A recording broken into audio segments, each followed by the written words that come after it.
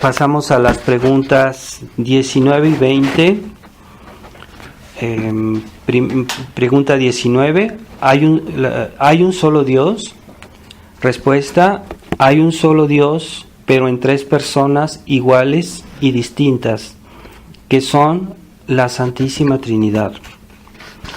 Pregunta número 20. ¿Cómo se llaman las tres personas de la Santísima Trinidad? Las tres personas de la Santísima Trinidad se llaman Padre, Hijo y Espíritu Santo. Entonces, en estas dos preguntas se resume lo que es el misterio de la Santísima Trinidad, que habría muchísimo más que decir, pero aquí tenemos una noción general. Y primero se refiere a que hay un solo Dios, no hay varios dioses, como tenían los paganos o esas religiones animistas que pretenden que hay muchos dioses. No, hay un solo verdadero Dios. Como dice en el libro del Éxodo, capítulo 20, no tendrás otros dioses delante de mí. Eso es en los mandamientos, ¿verdad? Si no hay que tener otros dioses, quiere decir que hay uno solo. Y también en el credo, por ejemplo en la misa, decimos: yo creo en unum Deum, credo in unum Deum, unum. O sea, es siempre la realidad de un solo Dios.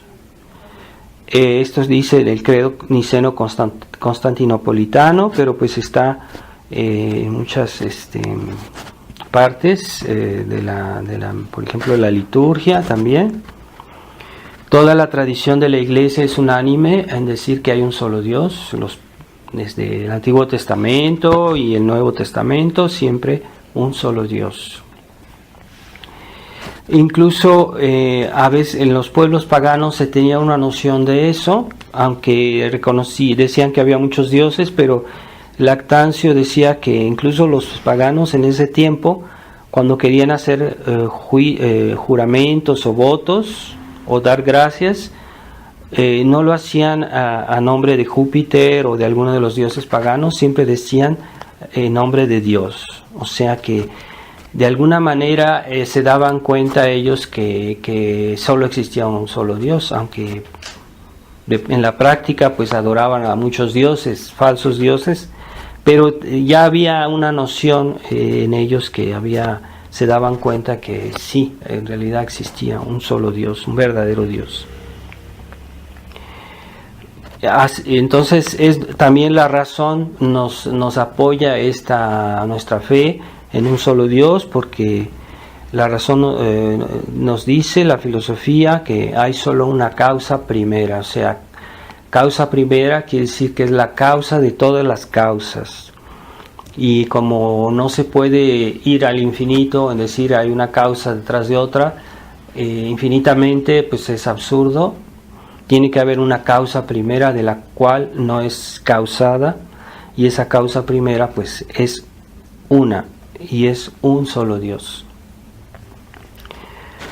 Y también es absurdo que pudiera haber varios dioses, porque un Dios por definición es omnipotente y es infinito. Entonces, si son varios, pues no es omnipotente, por lo mismo que son varios, o que son varios no pueden ser infinitos, porque entonces ya dejarían de ser infinitos. Entonces hay un solo Dios. Pero el Dios es uno y trino. Entonces eso no lo podemos saber por la razón, es solo porque Dios nos lo ha revelado, y de una manera mucho más abierta en el Nuevo Testamento. Son tres, como dice en San Juan, en su carta, la segunda epístola del apóstol San Juan, dice: tres son los que dan testimonio en el cielo, el Padre, el Verbo y el Espíritu Santo, y estos tres son una misma cosa. Entonces ahí está afirmando el misterio de la Santísima Trinidad, que está presente en todos los símbolos de nuestra fe, porque por ejemplo está Está el símbolo de los apóstoles, es el credo que se aprende normalmente los niños en el catecismo, el credo de los apóstoles, pero está también el credo que se dice en la misa, credo niceno-constantinopolitano. También está el símbolo de San Atanasio, que son todas fórmulas de la fe. Es poco conocido, pero también es de fe, el símbolo de San Atanasio, que es muy bello y es... Hay que leerlo, hay que conocerlo, no se encuentra muy fácilmente, pero sí es muy importante el símbolo de San Atanasio. Y en el símbolo de San Atanasio él dice: un solo Dios en Trinidad de personas, y la Trinidad de personas en la unidad de la esencia, no confundiendo ni dividiendo las personas. El Padre es Dios, el Hijo es Dios y el Espíritu Santo es Dios. Y con todo esto no son tres dioses, sino un solo Dios. Entonces eso ya está inscrito en toda la tradición de la Iglesia, es el dogma principal, con la existencia de Dios, la Santísima Trinidad. Las personas de la Santísima Trinidad están claramente dichas, por ejemplo, cuando nuestro Señor manda a los apóstoles a evangelizar el mundo en Mateo capítulo 18, dice: id a instruir a todas las naciones y bautizarlos en el nombre del Padre y del Hijo y del Espíritu Santo. Nuestro Señor lo dice claramente. También, pues repito, los símbolos y la liturgia de la Iglesia, todas las ceremonias de la Iglesia, la misa, el breviario y todas las ceremonias de la Iglesia siempre hacen referencia a la Santísima Trinidad. Y en las iglesias antiguamente se representaba a la Santísima Trinidad con un triángulo que es, tres lados tiene un triángulo y que son iguales. Y están unidos y hacen una sola cosa, un solo triángulo, y ese es símbolo de la Santísima Trinidad.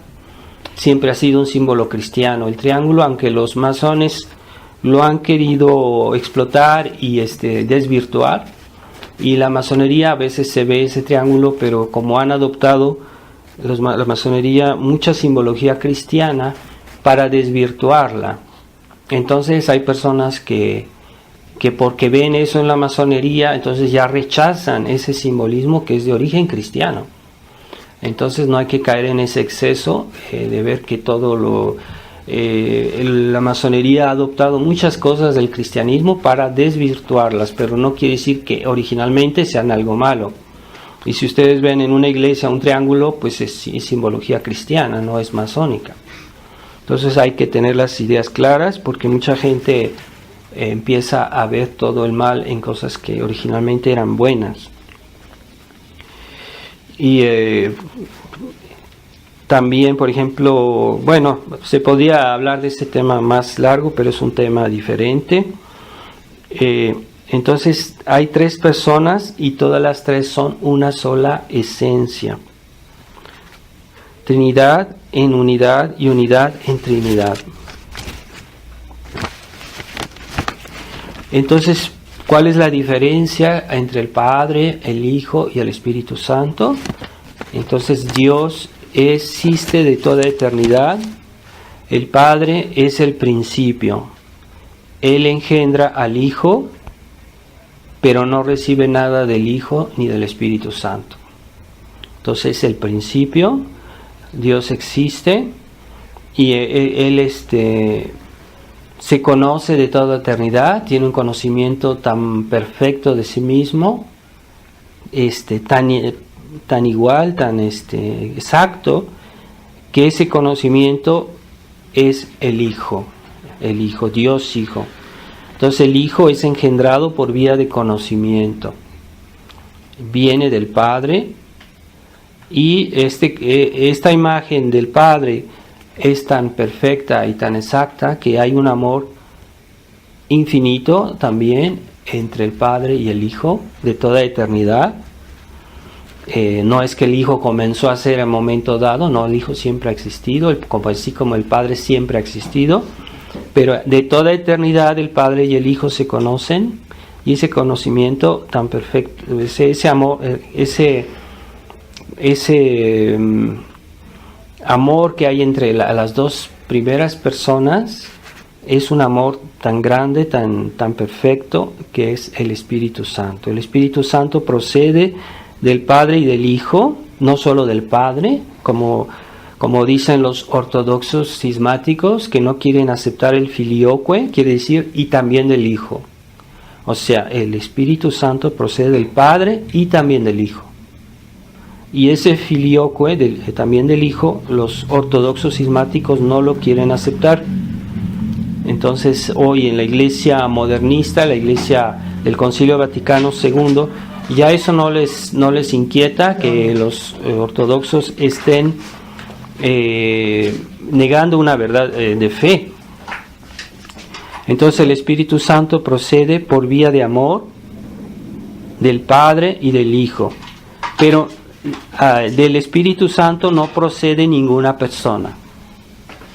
Entonces las dos personas, el Hijo y el Espíritu Santo, proceden del Padre, pero y el Espíritu Santo procede del Padre y del Hijo, y el Espíritu Santo no procede de nadie, de ninguna otra persona. Todavía habría muchísimo que explicar sobre el misterio de la Santísima Trinidad,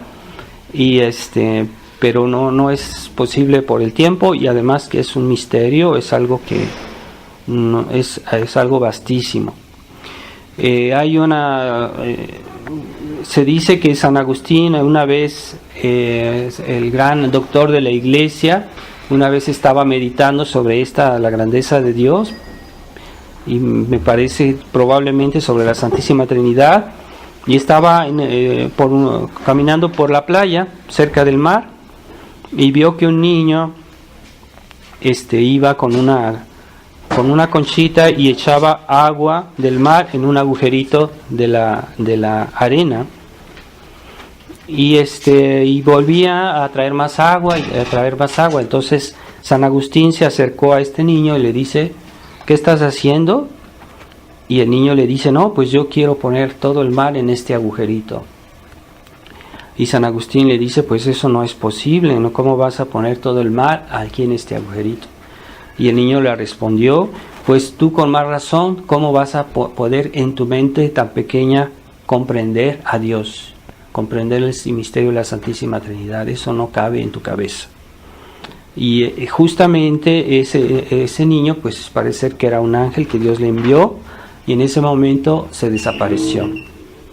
Y San Agustín ha hecho uno de los tratados más importantes que existen sobre la Santísima Trinidad. El Tratado de la Trinidad de San Agustín es de lo más clásico que hay en la teología, y es tal vez el más importante.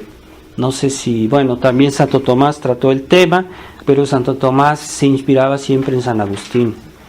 Entonces este es gran santo, reconocía sus límites en la comprensión, cuando hablamos del misterio de la Santísima Trinidad. También en la vida de nuestro Señor también se manifiesta la Santísima Trinidad. Por ejemplo, cuando fue bautizado nuestro Señor, según los padres, decían que pues la voz que se oyó cuando fue bautizado nuestro Señor: este es mi Hijo bien amado, en quien he puesto mis complacencias, escuchadlo, es la voz del Padre. Y esa paloma que se puso en su cabeza es el Espíritu Santo, y Jesucristo, por supuesto, el Hijo. También hay otro momento en el que se manifiesta la Santísima Trinidad, es en el momento de la transfiguración, cuando nuestro Señor se le aparecieron Elías y Moisés al lado de él, que representaban la ley y los profetas del Antiguo Testamento. Ahí se ve que Jesús está ligado absolutamente al Antiguo Testamento, que es de Dios. Entonces esa voz que se oyó otra vez, que les dice a los apóstoles: este es mi Hijo bien amado, escuchadle. Esa voz es la del Padre. y esa nube que los cubrió a todos en ese momento es la manifestación del Espíritu Santo.